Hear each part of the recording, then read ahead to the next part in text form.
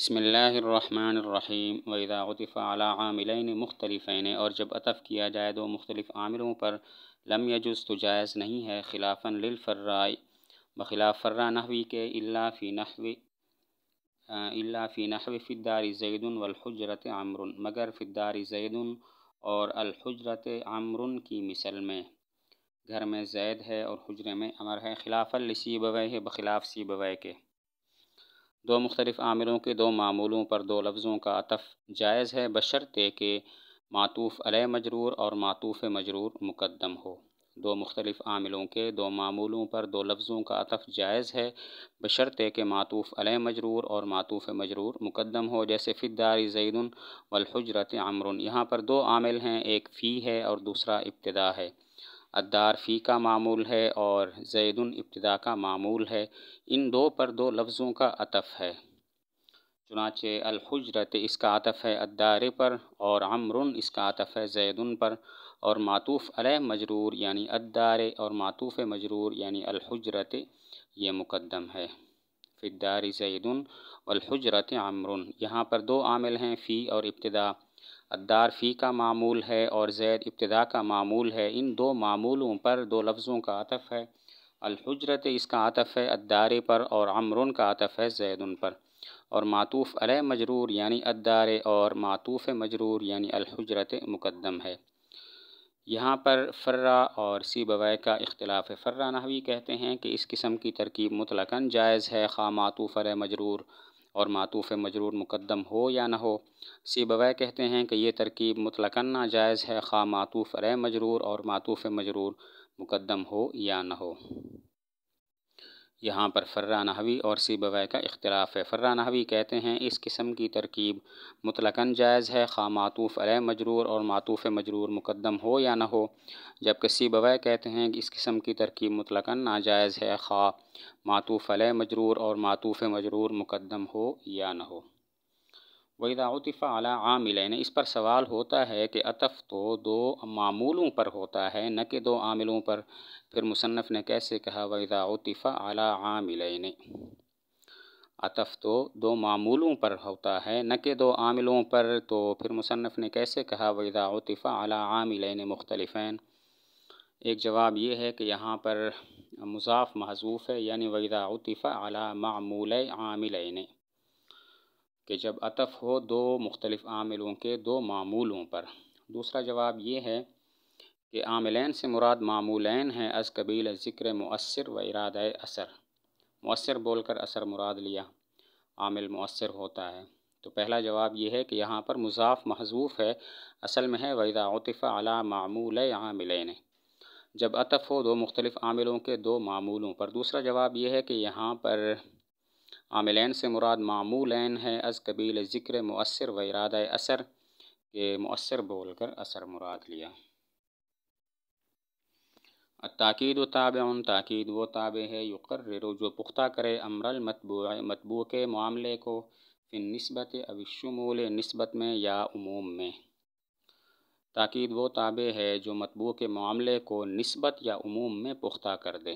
نسبت میں پختہ کرے، جیسے جاء زید، زید، اس میں زید دوسرا تاکید ہے جو مجیت کی نسبت میں معاملے کو پختہ کر رہا ہے کہ واقعی زید آیا ہے، اس کا بیٹا یا غلام نہیں آیا۔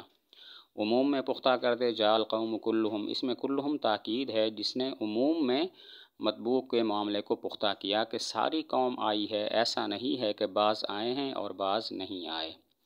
تو تاکید وہ تابع ہے جو متبوع کے معاملے کو نسبت میں یا عموم میں پختہ کر دے۔ نسبت میں پختہ کرے، جاء زید، زید، اس میں دوسرا زید تاکید ہے جو نسبت یعنی مجیت کی نسبت میں زید کے معاملے کو پختہ کر رہا ہے کہ واقعی زید آیا ہے، اس کا بیٹا یا اس کا غلام نہیں آیا۔ اور عموم میں پختہ کر دے، جاء القوم کلہم، اس میں کلہم تاکید ہے، اس نے مجیت کے معاملے میں اس نے قوم کے معاملے کو مجیت کے عموم میں پختہ کر دیا کہ ساری قوم آئی ہے، ایسا نہیں ہے کہ بعض آئے ہیں اور بعض نہیں آئے۔ وہو لفظی و معنوی، اور وہ تاکید لفظی اور معنوی ہوتی ہے۔ فاللفظی، تو لفظی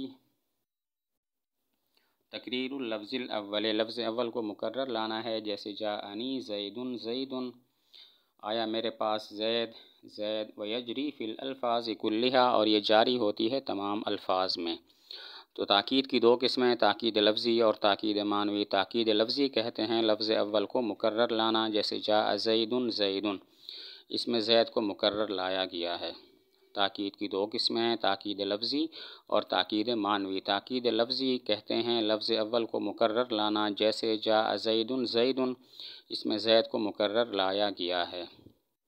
تاکید لفظی تمام الفاظ میں جاری ہوتی ہے، خواہ وہ اسماء ہوں، افعال ہوں، حروف ہوں، جملے ہوں یا مرکبات تقییدیہ ہوں۔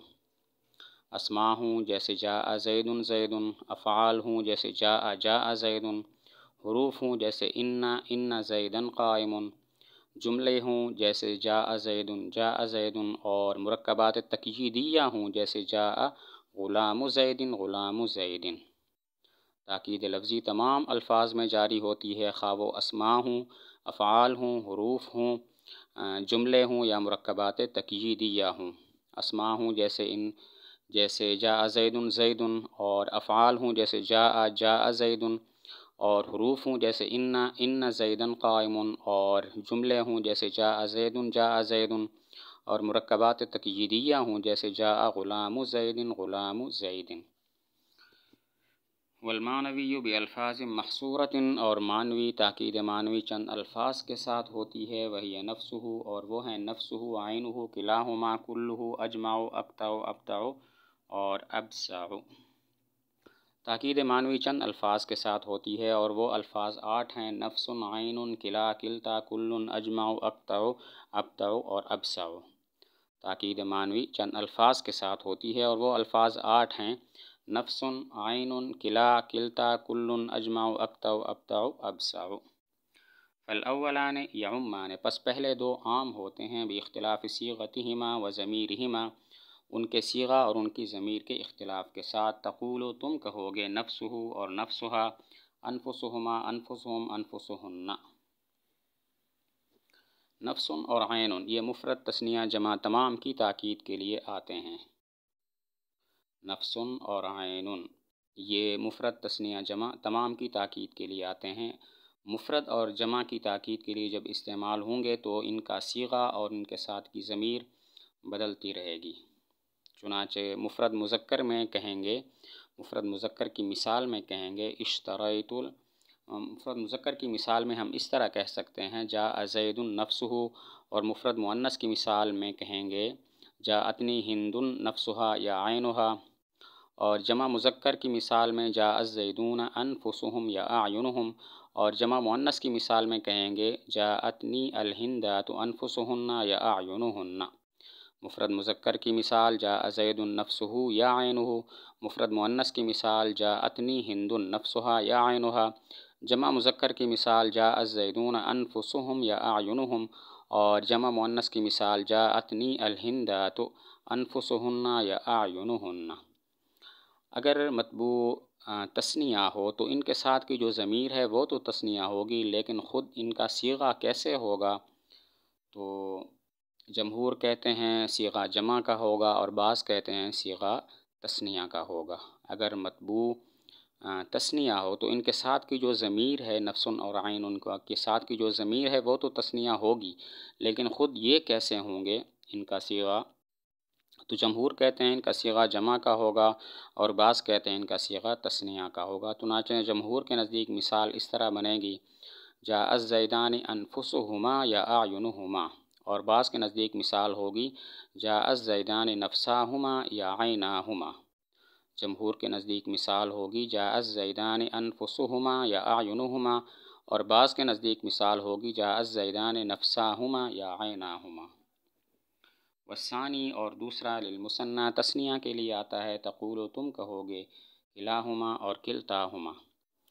کلا اور کلتا یہ تثنیہ کی تاکید کے لیے آتے ہیں۔ کلا تثنیہ مذکر کے لیے جیسے جاء الرجلان کلاہما، اور کلتا تثنیہ مؤنث کی تاکید کے لیے جیسے جاءت المرأتان کلتاہما۔ کلا اور کلتا یہ تثنیہ کی تاکید کے لیے آتے ہیں۔ کلا تثنیہ مذکر کی تاکید کے لیے جیسے جاء الرجلان کلاہما، اور کلتا تثنیہ مؤنث کی تاکید کے لیے جاءت المرأتان کلتاہما۔ یہاں پر سوال ہوتا ہے کلا اور کلتا ثانی تو نہیں ہے بلکہ یہ تو ثالث اور رابع ہیں، کیونکہ اول اور ثانی تو نفس اور عین ہے جو مصنف نے ترتیب بیان کی تھی۔ الفاظ میں تاکید معنوی کے جو الفاظ ہیں ان میں کلا اور کلتا ثانی تو نہیں ہیں بلکہ ثالث اور رابع ہیں، اول اور ثانی تو ہیں نفس اور عین۔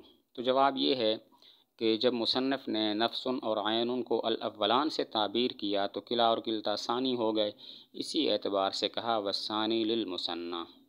جب مصنف نے نفس اور عین کو الاولان سے تعبیر کر دیا تو اب کلا اور کلتا یہ ثانی ہو گئے، اسی وجہ سے مصنف نے ان کو الثانی کہا۔ والباقی لغیر المثنی، اور باقی غیر تثنیہ کے لیے آتے ہیں باختلاف الضمیر فی کلہ، اور کلہ میں ضمیر کے اختلاف کے ساتھ، کلہ اور کلہا میں ضمیر کے اختلاف کے ساتھ، یہ وکلہم وکلہن، کلہ کلہا کلہم اور کلہن میں ضمیر کے اختلاف کے ساتھ، والصیغ فی البواقی، اور صیغوں کے اختلاف کے ساتھ باقیوں میں تقولو تم کہو گے جمعو جمعاؤ اجمعون اور جمعو، اجمعو جمعاؤ اجمعون اور جمعو۔ باقی یعنی کل اجمعو اکتو ابتو ابسو یہ مفرد اور جمع کی تاکید کے لیے آتے ہیں، البتہ فرق یہ ہے کہ کل میں ضمیر بدلتی ہے اور اجمع وغیرہ میں صیغہ بدلتا ہے۔ کل اجمعو اکتو ابتو ابسو یہ تمام یہ مفرد اور جمع کی تاکید کے لیے آتے ہیں، فرق یہ ہے کہ کل میں ضمیر بدلتی ہے اور اجمع وغیرہ کے اندر صیغہ بدلتا ہے۔ چنانچہ کل میں مثالیں یہ ہوں گی: مفرد مذکر کی مثال اشتریت العبد کلہ، مفرد مؤنث کی مثال اشتریت الجاریۃ کلہا۔ جمع مذکر کی مثال جاء الزیدون کلہم، اور جمع مؤنث کی مثال جاءتنی الہندات کلہن۔ کلن کی مثالیں اس طرح بنیں گی: مفرد مذکر کی مثال اشتریت العبد کلہ، مفرد مؤنث کی مثال اشتریت الجاریۃ کلہا۔ جمع مذکر کی مثال جاء الزیدون کلہم، اور جمع مؤنث کی مثال جاءتنی الہندات کلہن۔ اور اجمع وغیرہ میں تفصیل یہ ہے کہ مفرد مذکر کے لیے کہیں گے اجمعو اکتو ابتو ابسعو، جمع اور مفرد مؤنث کے لیے کہیں گے جمعاؤ قطعاؤ بطعاؤ بسعاؤ، اور جمع مذکر کے لیے کہیں گے اجمعون اقطعون ابتعون ابسعون، اور جمع مؤنث کے لیے کہیں گے جمعو قطعو بطعو اور بسعو۔ اجمعون وغیرہ میں تفصیل یہ ہے کہ مفرد مذکر کے لیے کہیں گے اجمعو اقطعو ابتعو ابسعو، اور مفرد مؤنث کے لیے کہیں گے جمعاؤ قطعاؤ بطعاؤ بسعاؤ، اور جمع مذکر کے لیے کہیں گے اجمعون اقطعون ابتعون ابسعون، اور جمع مؤنث کے لیے کہیں گے جمعو قطعو بطعو اور بسعو۔ ولا یؤکد بکل واجمع، کل اور اجمع کے ساتھ تاکید نہیں لائی جاتی الا ذو اجزاء مگر اجزاء والے کی، یصح افتراقها حسا او حکما کہ صحیح ہو ان کا جدا ہونا حسی طور پر یا حکمی طور پر، جیسے اکرمت القوم کلہم میں نے ساری قوم کا اکرام کیا، اشتریت العبد کلہ میں نے سارا غلام خریدا، بخلاف جاء زید کلہ، بخلاف جاء زید کلہ کہ یہ نہیں کہہ سکتے جاء زید کلہ۔ تو مطلب یہ ہے کہ کلن اور اجمعوں کے ساتھ تاکید ایسے اسم کی لائی جاتی ہے جس میں دو باتیں ہوں: نمبر ایک اس میں اجزاء ہوں، اور نمبر دو ان اجزاء کا جدا ہونا صحیح ہو خواہ حسن یا حکمن۔ کلن اور اجمعوں کے ساتھ تاکید اس اسم کی لائی جاتی ہے جس میں دو باتیں ہوں، اس کے اجزاء ہوں اور ان اجزاء کا حسن یا حکمن جدا ہونا بھی صحیح ہو۔ تو پہلی شرط کی وجہ یہ ہے کہ کلن کلیت پر اور اجمعو یہ جمعیت کے معنی پر دلالت کرتا ہے، تو لہذا اس کے مناسب وہ اسم ہوگا کہ جس میں اجزاء ہوں۔ پہلی شرط کی وجہ یہ ہے کہ کل کلیت پر اور اجمع جمعیت پر دلالت کرتا ہے، تو ان کے مناسب وہ اسم ہوگا جس کے اجزاء ہوں۔ دوسری شرط کی وجہ یہ ہے کہ ان کے اجزاء ان اجزاء کا آپس میں جدا ہونا صحیح ہو تاکہ تاکید کا کوئی فائدہ بھی ہو۔ دوسری شرط کی وجہ یہ ہے کہ ان اجزاء کا جدا ہونا صحیح ہو تاکہ تاکید کا فائدہ ہو۔ اب مثالیں کہ اجزاء کا جدا ہونا حصاً صحیح ہو، اکرمت القوم کلہم، اب قوم کے اجزاء زید عمر بکر کا حصاً جدا ہونا صحیح ہے۔ حکماً صحیح ہو، اشتریت العبد کلہ، اب عبد کے اجزاء ہیں یعنی ثلث ربع وغیرہ، ان کا جدا ہونا حکماً صحیح ہے کہ بعض کو خریدا جائے اور بعض کو نہ خریدا جائے۔ لیکن جاء زید کلہ نہیں کہہ سکتے، اس لیے کہ زید کے اجزاء ہیں لیکن ان کا جدا ہونا نہ تو حصاً صحیح ہے نہ مجیت کے حکم میں ان کا جدا ہونا صحیح ہے۔ جاء زید کلہ نہیں کہہ سکتے، اس لیے کہ زید کے اجزاء ہیں لیکن ان اجزاء کا نہ تو جدا ہونا حصاً صحیح ہے اور نہ مجیت کے حکم میں ان کا جدا ہونا صحیح ہے۔ وَإِذَا أُكِّدَ الضَّمِيرُ الْمُنْفَصِلُ، اور جب تاکید لائی جائے ضمیر منفصل کی، ضمیر مرفوع متصل کی، بالنفس والعین، نفس اور عین کے ساتھ، اُكِّدَ بمنفصل تو اس کی تاکید لائی جائے گی منفصل کے ساتھ، جیسے ضربت انت نفسک، تم نے ہی مارا۔ تو اگر نفس اور عین کے ساتھ ضمیر مرفوع متصل کی تاکید لانی ہو تو پہلے اس کی ضمیر مرفوع منفصل کے ساتھ تاکید لائیں گے، پھر نفس اور عین کے ساتھ، جیسے ضربت انت نفسک، اس میں نفس تاکید ہے ضربت کی تا ضمیر مرفوع متصل سے، اسی وجہ سے انت ضمیر کے ساتھ اس کی تاکید لائی گئی ہے۔ جب نفس اور عین کے ساتھ ضمیر مرفوع متصل کی تاکید لانی ہو تو پہلے نفس اور عین کے ساتھ، پہلے ضمیر مرفوع منفصل کے ساتھ اس کی تاکید لائیں گے، پھر نفس اور عین کے ساتھ، جیسے ضربت انت نفسک، اس میں نفس کا تاکید ہے ضربت کی تا ضمیر سے، تو اسی وجہ سے پہلے انت ضمیر منفصل کے ساتھ اس کی تاکید لائی گئی، پھر لفظ نفسک کے ساتھ لائی گئی ہے۔ اس کی وجہ یہ ہے کہ اگر تاکید نہ لائی جائے تو بعض صورتوں میں تاکید اور فاعل کا التباس لازم آئے گا، جیسے زید اکرمنی ہوا نفسہ، اگر ہوا کو ذکر نہ کریں اور کہیں زید اکرمنی نفسہ تو پتہ نہیں چلے گا نفسہ یہ تاکید ہے یا فاعل ہے۔ اس کی وجہ یہ ہے کہ اگر تاکید نہ لائی جائے تو بعض صورتوں میں تاکید اور فاعل کا التباس لازم آئے گا، جیسے زید اکرمنی ہوا نفسہ، اس میں اگر ہوا ذکر نہ کریں اور کہیں زید اکرمنی نفسہ تو پتہ نہیں چلے گا نفسہ تاکید ہے یا فاعل ہے۔ اقطع و اخواہ، اقطع اور اس کے نظائر، اتباع لاجمع، اجمع کے تابع ہیں، فلا تتقدم علیہ پس وہ اس پر مقدم نہیں ہوں گے، وذکرھا دونہ اور ان کو ذکر کرنا اجمع کے بغیر ضعیف ضعیف ہے۔ اقطع، ابطع، ابصوی اجمع کے تابع ہیں، اجمع پر مقدم نہیں ہو سکتے اور اجمع کے بغیر ان کو ذکر کرنا بھی ضعیف ہے۔ اس کی وجہ یہ ہے کہ اقطع وغیرہ میں جمعیت والا معنی ظاہر نہیں ہے۔ اقطع، ابطع، ابصوی اجمع کے تابع ہیں، اجمع پر مقدم نہیں ہو سکتے اور اجمع کے بغیر ان کو ذکر کرنا ضعیف ہے، اس لیے کہ اقطع وغیرہ میں جمعیت والا معنی ظاہر نہیں ہے۔